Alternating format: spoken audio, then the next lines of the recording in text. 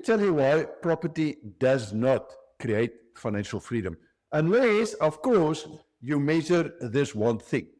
Now, what I've seen over the last 40 years is that there's a global illusion when it comes to owning property.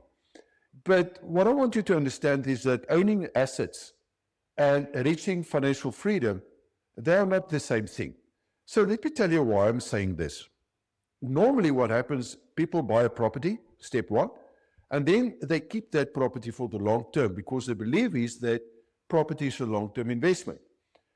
By doing so, they let this property appreciate. There's inflation, the property grow about with the inflation rate, and then they think that because of that, they're going to retire comfortably. But that is unfortunately not the truth. Why? Simply because financial freedom is a mathematical state. It's got nothing to do with a lifestyle brand. It is that exact point where your passive income sustainably replaces your living expenses no matter how long you live. In other words, it cannot erode the capital because then you're not financially free. So to reach this, there are three pillars that must align. And most investors actually only measure two of them. Now, what are these three pillars? First of all, what's your income target? You must know exactly what is that income target. Then you must know by when do you want to achieve it. And then what you need to know that we call the missing metric is simply, but what is the investment growth rate? In other words, how hard must the money that you've got available for that investment work for you to be financially free? But hidden within this, there's another point that I want to bring to you, and that is inflation. Because inflation is devastating when it comes to property investments. Now, what is that silent destroyer of wealth? It is inflation. Because inflation has got two parts to it. There are two quiet strategies. The first one is it raises the capital needed before you retire. So there's before retirement, but the inflation starts today and it keeps on growing and growing. So if you need $5,000 a month now or rands, then by the time that you retire in 10 years' time at 5%, it's approximately, let's call it 8.1 million. But this is where the problem really starts, because after retirement, as long as you work, no problem.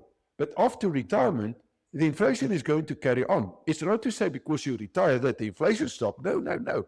It's going to carry on. And that is where the major problem comes in.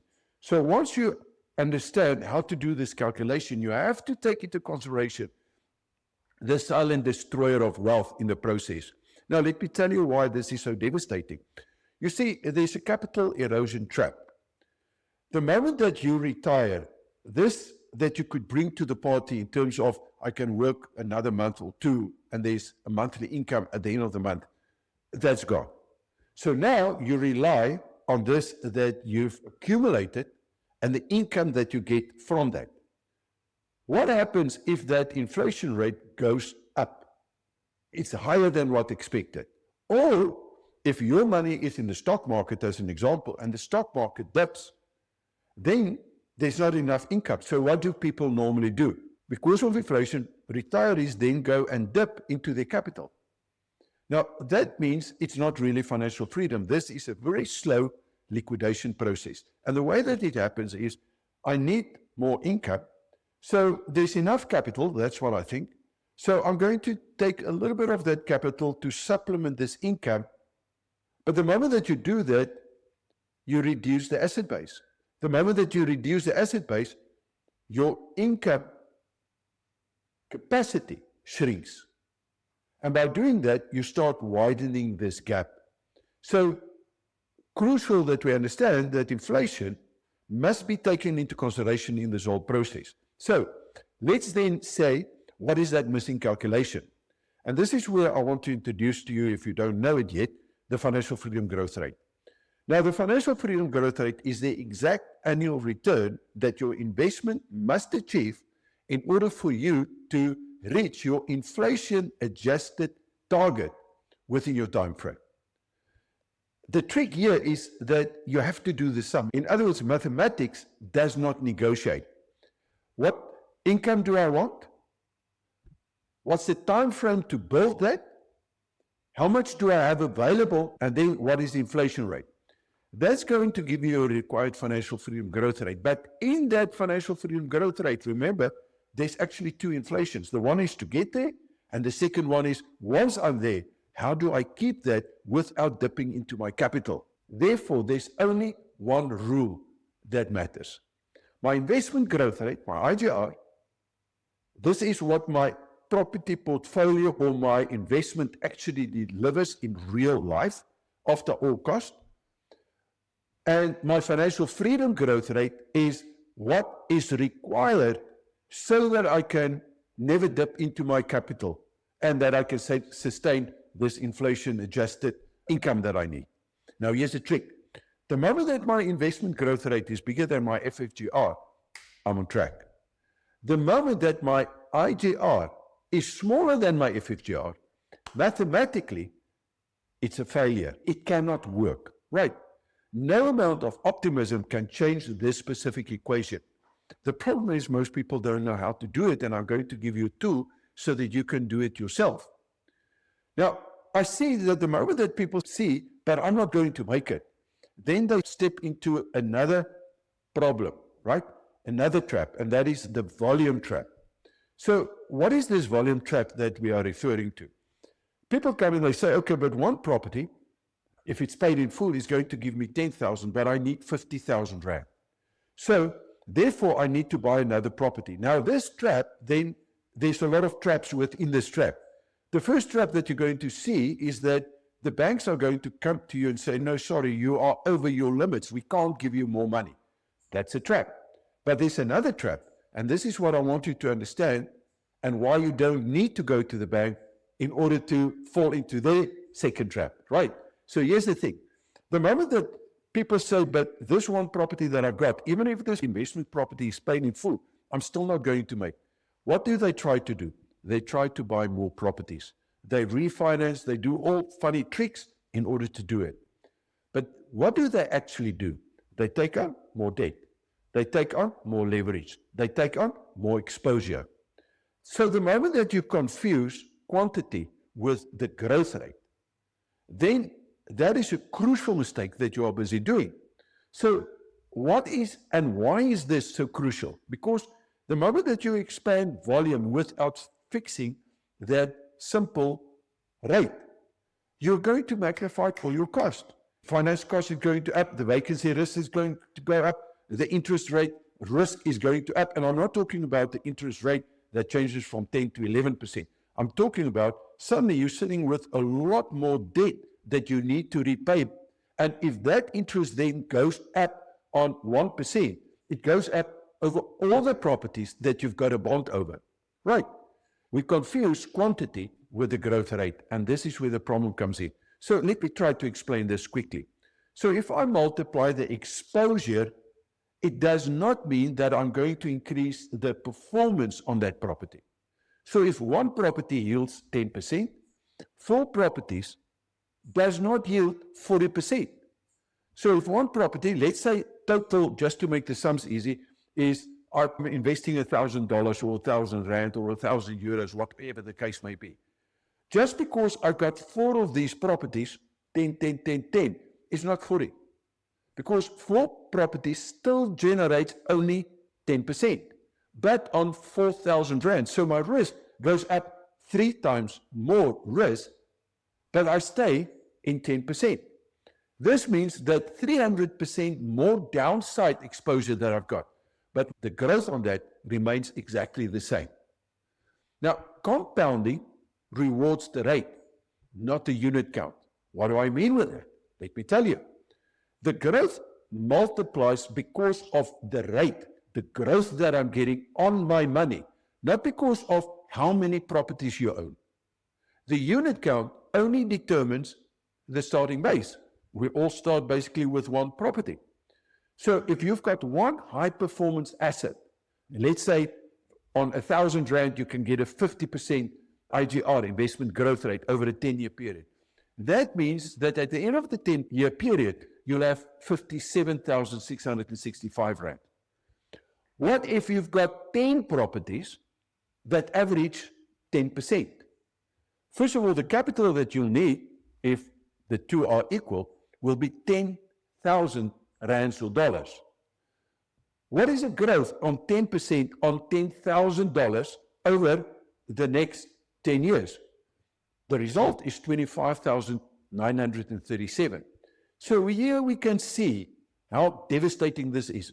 On this side, because we tried to fix it with more and more properties, we've got basically a 900% increase in our risk.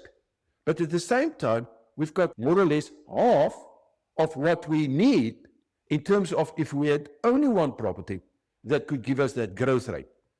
I think that you are beginning to get it. Now, do you know that high growth that we are talking about is engineered performance? In other words, this comes down to our skill.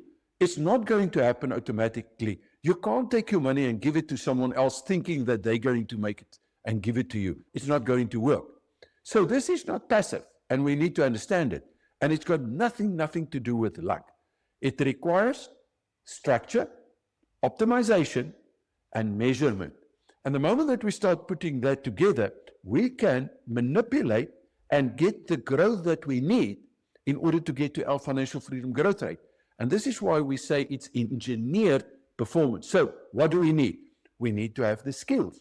And we need to have the skills in terms of not only the property, the 27 variables in a property to offset risk, mitigate risk, because that is risk. Risk means that you do not understand what you're doing. And if you do not understand the variables or the risk that's attached to a property, you cannot apply your skills in order to change that. But on top of that, there's a second part that we need the skills as well, and that is a structured deal making. Let me give you a simple example. When you go to the bank and you apply for a second bond or a second property that's going to have a bond, the bank will immediately say to you, listen, you need a 10 or a 15 or a 20% deposit. But the moment that you're going to put that the deposit, you're going to find that you take equity, and that equity is going to start rotting, especially if you need a high growth rate. Because the property itself, the market grows by 4-5% here in South Africa over the last 5-10 years. Right. So we need to have the skills to structure that deal in order to get to the growth that we need on our property.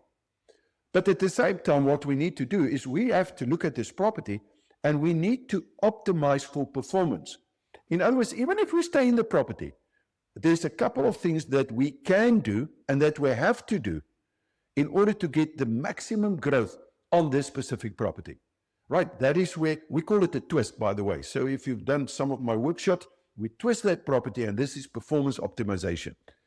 But then there's another thing, and that is intelligent leverage. Remember, leverage can work for you, but it can also work against you. What and how do you need to handle this to optimize the leverage, but in the event that the market turns against you, that you can also be safe? And this is what we call intelligent leverage. If you do not have that skill, you are taking massive risk. And then there's something else that is as important as the rest, because in property you're going to find the first 5 years it looks great. And if you bought a real bargain in the beginning, you're going to find that your growth is actually going to go down instead of up. We normally think it's going to go up. But it's because of the structure that we use to get that enormous high growth where problems and things are going to start. So it's also important to continuously measure this performance, because in the property you're going to find that if you've bought a real bargain, that growth and you structure it correctly is going to drop like a stone. Right? So if you look at the first year, it's going to look great, but in the fifth year, it may be that your IGR is still bigger than your FFGR. But when you look at 10 years, it's not going to be, simply because I need to measure that and I have to do something. I cannot buy one property and think that that one property is going to cover me for the rest of my life. I need to upgrade that property by what we call a roll-in strategy or with a step-up strategy, so that I can maintain that growth over a period of time. Now, the moment that we do this, the skill and the structure and the performance and the intelligence and the continuous measurement, Now we structure and we create, in other words, we engineer a high IGR, a high investment growth rate. Without that, we cannot and will not normally, especially if your retirement age or time frame is 10 or 15 years, will be able to do it. So let's look at risk, because this is important, because most people think that, but if I'm going to take on higher risk, I'm going to get a higher growth. I'm not talking about speculation here. A higher growth rate does not mean reckless speculation. And most of the time, people start getting reckless by buying more properties, but they don't know the basics and they haven't got the skill, which, by the way, the skill is very, very easy to get. It's not difficult. Let's see what is risk. Risk is if you do not understand or if you do not know what you are doing. So risk exists when you attempt to get this high performance, but you haven't got the right high value skills. Right. We're going to find that if you've got low skills, but you want high growth, the only way to do that is to gamble. And I suggest that you don't do that. Right. But now at the same time, if you've got the skill and you know how to engineer that performance, you can get that performance without having a problem. And I think that is where the real thing comes in. You have to have the skills to measure and to be able to create that growth. So now we come to another part of this equation, and that is we have to look at time. So there's a structural rule of time that I'm going to quickly explain to you, and it's as follows. Time does not solve a mathematical shortfall at all. It exposes it. Compounding works in both directions. So if my IGR, my investment growth rate that I'm getting on my property or any investment, if that is lower than my FFGR, guess what's going to happen? Literally because of inflation. This thing is going to start going down, down, down, down if it's smaller. What do I need? I need my IGR to be bigger than my FFGR. So the moment that my IGR is bigger than my FFGR, it means that not only am I going to outperform inflation, I'm going to get to my target. And after retirement, I can maintain that growth. So if your IGR is bigger than your FFGR, there's two things magically that's going to happen. First of all, you're going to find that it can literally compress time. So when I started at the age of 30 in 1987, I said I'm going to retire within 10 years' time. Of course, everyone laughed at that point in time, but that was my goal. Now, I knew what my FFGR was. It was 55%, by the way. And I said, okay, if I can maintain this, I will be free in 10 years' time instead of working till I'm 65. Can you see how time compresses it simply because of the growth? If you get a high growth, you compress time. You can be free a lot earlier. But then there's another thing that happened. Because of that, you need less money. So growth is like a magical tool that you've got the moment that you understand how to create and how to structure and how to engineer that growth. And this is where the beauty comes in. So now the time comes down, and if I can get more growth, I need less money to invest without taking more risk, because you understand you've got the skill how to offset that risk or mitigate that risk or at least manage that risk. Now the beauty happens because I need less money, I shorten my time, and if I can get even more growth, I can bring that time frame, like 10 years in my case, down to 7 years to be financially free. And this is the structural rule of time. So basically what we are saying, mostly because of inflation, you're going to find that time can work for you or against you. And what's going to be the difference? Your IGR versus FFGR. If you do not meet that target, your FFGR, it's not going to work. It's going to work against you. And that gap is going to become bigger and bigger over a period of time. Now, what is the sequence that we need to go through when we buy a property? Well, most people, they buy a property the way that I've explained it and hope that it's going to work. But there's a missing step. What is that? Most investors buy the property, but you must actually start measuring the required performance before you buy that property. So the measurement must be before you optimize that property. It's no good that you try to optimize a property once you've bought a property, because what if it's not going to work? Now you're sitting with that property, you're sitting with the risk, you sit with all the problems that goes with it. So the right way is first measure. This is why we've got the Property Pro investment system, is to measure that, to stress test that, to see, is this thing going to give me that I need? Now, at this point in time, there's something crucial that I want to mention, and this is this.